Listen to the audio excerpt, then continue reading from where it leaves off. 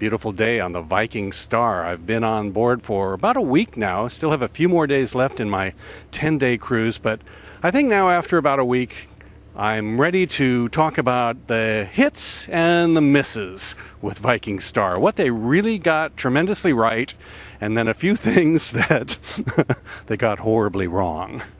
But there's a lot more that they got right than they got wrong, that's for sure. It's certainly been one of my best cruise experiences. So let's start with, the positive stuff, what they got right. And the number one big thing is that this ship is completely uncrowded. You have a capacity of 930 passengers. And this week we actually only have 877 passengers on board. Right now we're in St. Kitts and we're docked next to the Carnival Fascination. And they've got about 2,500 people on board that ship, and that ship's about roughly the same size as this. 2,500 there, 877 here. You can imagine that this is a totally uncrowded ship. There's absolutely no problem in getting a lounger by the pool. If you've ever tried that midday on a Carnival or Royal Caribbean or Norwegian Cruise Line ship, it's impossible, but absolutely possible every day of the cruise here on Viking Star. No crowding. And then the other thing that's great is that this is an adults-only cruise. There's no children on board. They don't even allow anybody under 16 years of age. And the youngest person that I actually saw on board might have been 40. The median age is probably about 70. So it's a very older demographic. It's certainly an adult's cruise, and everything is tailored that way. All the music and the entertainment and everything. So as a 59-year-old guy, it strikes me just right, and I really love that.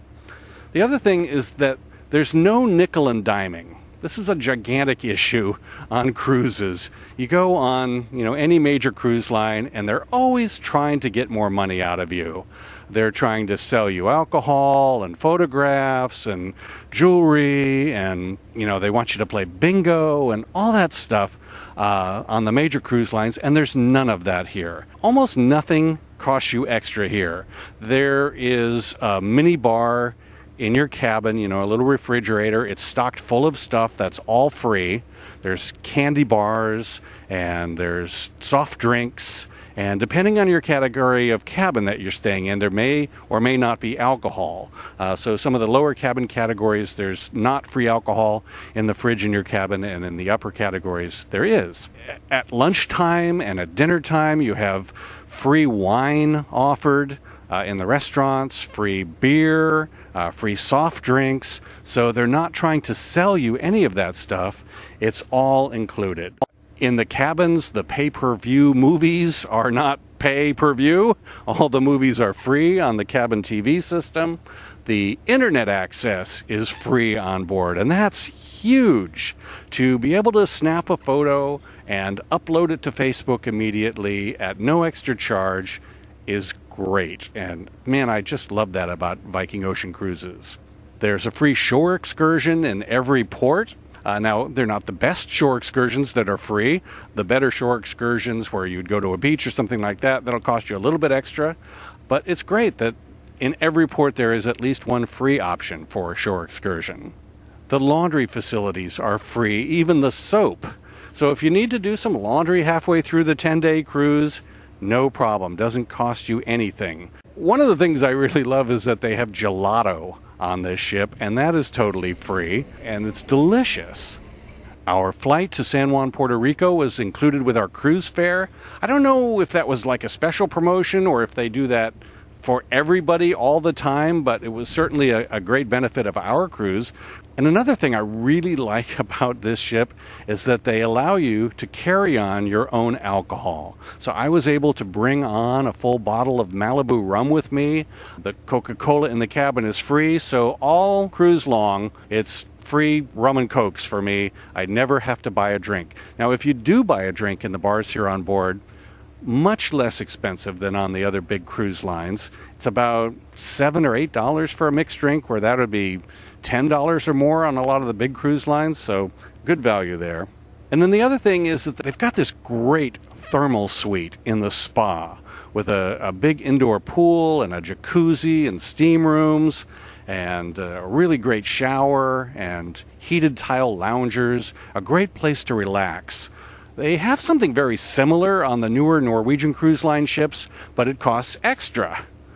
Here on Viking Star, that's all included. Every passenger has access to the thermal suite for free.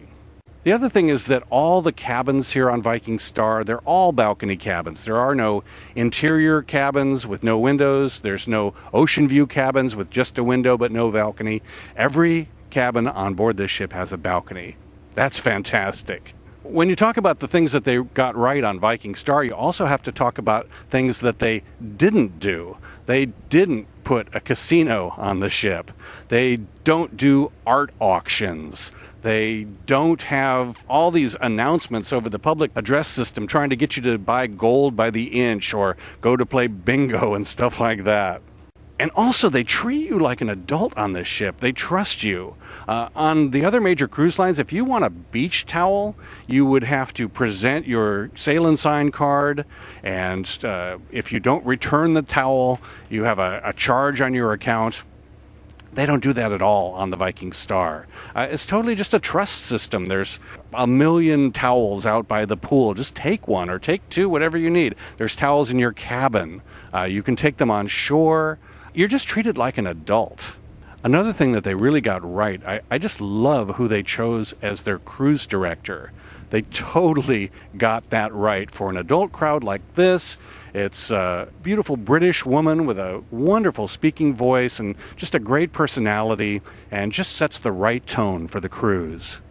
A couple of other things that they don't have on Viking Star, they don't have smoking in the vast majority of the ship. There's one very small smoking section up on the highest deck, way out of the way, in an area that you would never go unless you were looking for the smoking section, so it bothers absolutely no one. The other thing that was really gutsy that they did, they took a stand, is they banned those electric scooters for the mobility impaired people. You know, if you need a wheelchair, they'll get you a regular wheelchair, but they do not allow those electric scooters on board. With an older demographic like they have of the passengers on this ship, can you imagine how many electric scooters there would be on board if they allowed them? It would just be out of control.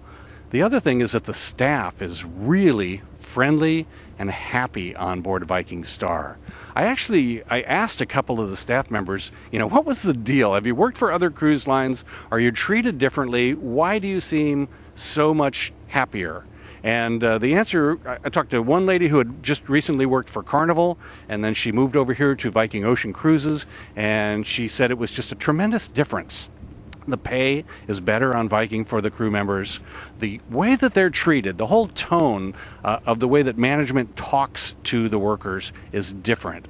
They have a larger cabin, a better cabin. So, they're just feeling better about being at work, and it's clear, you can tell when you're dealing with the crew on board that they're just a happy crew and they're treated well. Another thing is that they have some really good food on this ship. I had some beef Wellington at dinner one night that was just amazing. And the croissants that they serve at breakfast, they make them right on the ship here. Now, I've been on a lot of cruises, on a lot of different cruise lines. I've had cruise ship croissants many, many times before. They've never been as good as they are on the Viking Star. Best croissants I've ever had. Deep butter flavor, big, thick, airy croissants. Absolutely fantastic. All right, so that's a pretty sizable list of hits, things that Viking Ocean Cruises really got right on the Viking Star. And now we're going to go into a much smaller list of the misses, the things that maybe they didn't think through, or I don't know what happened, but things that aren't quite right. And at the very top of that list, I don't know how they did this, but there's 3 swimming pools on board: midship pool, aft infinity pool, and then a pool down in the thermal suite. And those 2 out on the outer decks are incredibly deep, and it's just very uncomfortable to be in them because you cannot touch bottom. There is no shallow end. The pool is 5 foot 10 feet deep all the way across, and that's both pools, the back aft pool and the midship pool. So it's uncomfortable. On the Carnival ships, the pool is maybe 5 feet deep so that you can stand in it, and you could stand there on a hot sunny day for half an hour and just enjoy being in the cool pool. But on the Viking ship, the pool is too deep, so you have to tread water or cling to the side. You know, in all the pictures I had seen before the cruise of people in the infinity pool, I always saw them grabbing onto the edge of the infinity pool, and now I know why. It's because that pool is so deep, you have to grab onto the edge, either that or tread water, which you can't really do for very long. Another big mistake is concerning the midship pool and that glass dome that can be slid closed to enclose that area on days when the weather's a little cool. I don't know why it is, if it's a design deficiency or what, but it gets incredibly hot and humid in that area when they close the dome. Maybe they didn't build an adequate cooling system, or maybe they just don't turn it on. I don't know what, but it's horrible in there when that dome is closed. Very hot, very humid, very uncomfortable. I've been on other ships that have the glass domes that slide closed, like on the Conquest class ships on Carnival, and it's very comfortable in there because they have fantastic air conditioning, but for some reason on this ship they do not. That's a problem. Another thing that's really strange is the thermal suite in the spa. They have a very similar thermal suite to that on the newest Norwegian Cruise Line ships, like on Norwegian Escape and Norwegian Getaway. And the big indoor pool in the thermal suite on the Norwegian Cruise Line ships is heated, like a jacuzzi. But here on Viking Star, the water is cold. Well, not cold, but it's like 70 degrees in the big pool inside the thermal suite. Now, to me, that should be warm. That should be as warm as a jacuzzi. So I think that's a mistake. Another problem on Viking Star, well, at least it was a problem for me, the evening entertainment. Few and far between. There's just not a whole lot to do in the evenings. They typically have a show about 9:15, like a musical dance number. And then other than that, there'll be a guy playing guitar or a trio playing classical music in the lobby. But that's about it for the entertainment. Other than that, you're kind of on your own to entertain yourself. There's a lot of board games around and things like that. On the other major cruise lines like Royal Caribbean or on Carnival, there'd be comedians and there'd be all sorts of entertainment acts going on. So a lot more entertainment in the evening on the big cruise lines, not so much on Viking. One gripe, food related, there's not a lot of variety in the buffet. The lunch and dinner options are pretty similar every day. Well, the breakfast options too, really. So you don't see a whole lot of change from day to day. If you go to a buffet, say on Princess or Royal Caribbean, there are a lot more items offered, a lot wider variety in the buffet on those ships. So this is a smaller ship. They're cooking for a lot less passengers. I guess they just can't do it. Another problem that really surprised me, I didn't see it coming, was the lack of storage in our cabin. We're in what's called a deluxe veranda cabin, and that's comparable to a standard balcony cabin on a Norwegian Cruise Line or Royal Caribbean or Carnival or Princess, but there's a lot less storage in the deluxe veranda cabin here on Viking than there is on the other ships that I've been on. So it was tricky for us to find places to put everything away. A lot of it is under our bed now, where it would be in a drawer or other storage area if we had been on another cruise ship. Now, I suspect if we had booked a penthouse veranda cabin, which is the next category up from deluxe veranda cabin, that there'd probably be more storage. I don't know that for sure, but that's my guess. The bathroom in our cabin is fantastic, so no complaints there. I quibble with the lack of storage, but boy, they did a great job on the design of the bathroom. There's also a lack of choices in the excursions that they offer. I've been on a lot of Caribbean cruises on other cruise lines, and it wouldn't be uncommon for there to be 10 or more choices of excursions in any given port, but here on Viking there was maybe typically 5 or 6 choices. And there were certain days where there wasn't even a beach excursion offered. So that seemed a little unusual to me. Well, that's really it as far as the hits and misses, and I think that brings me down now to kind of a conclusion. How do I feel towards the end of my cruise here? Would I book again on Viking Star? And if not Viking Star, where would I rather be? To me, this is far better than the Carnival experience, the Princess experience, the Royal Caribbean experience, because of the lack of crowding and the adult nature and the no nickel and diming and all that. Now, the real competition, I think, the most similar offering to the Viking Star is in the Haven on Norwegian Cruise Line. It seems to me that this is a very Haven-like experience here on Viking Star. But on Norwegian Cruise Line, there's only, I don't know, what is it, 200, 300 people within the Haven, which is their ship within a ship concept. But here, everybody on Viking Star, all 900 passengers, kind of gets that Haven-like experience of feeling uncrowded and being treated like a VIP. So to me, my cruise on Viking Star in a standard balcony cabin was very similar to being in the Haven on Norwegian Cruise Line.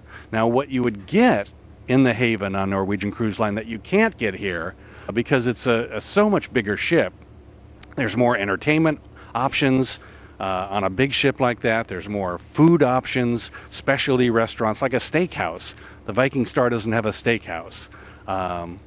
So things like that, there's benefits to being on a bigger ship, but inside the exclusive Haven area that you don't have here on the Viking Star. But overall, I would give this a 9 out of a 10. Certainly one of the best cruises that I've been on, and about the only thing that would compare to this experience would be the Haven on Norwegian Cruise Line, which, depending on the Haven category that you purchase, it could be a lot more expensive than this. There is a lower Haven category called a Haven Spa Suite that is really a great value on Norwegian Cruise Line, and I'd say that would be a really strong contender. I could see myself definitely in a Haven Spa Suite on Norwegian again, or thinking about coming back on one of the Viking Ocean ships. I'm Jim Zim. Thanks for watching. In 2017, I'll be on Allure of the Seas, I'll be on Harmony of the Seas, I'll be within the Haven on Norwegian Pearl, and I'll also be on the brand new Carnival Vista. So if you subscribe to my YouTube channel, you will be the first to be notified whenever I post a new video, and you can stay up on what I'm up to and my thoughts on the latest cruises that I've been on.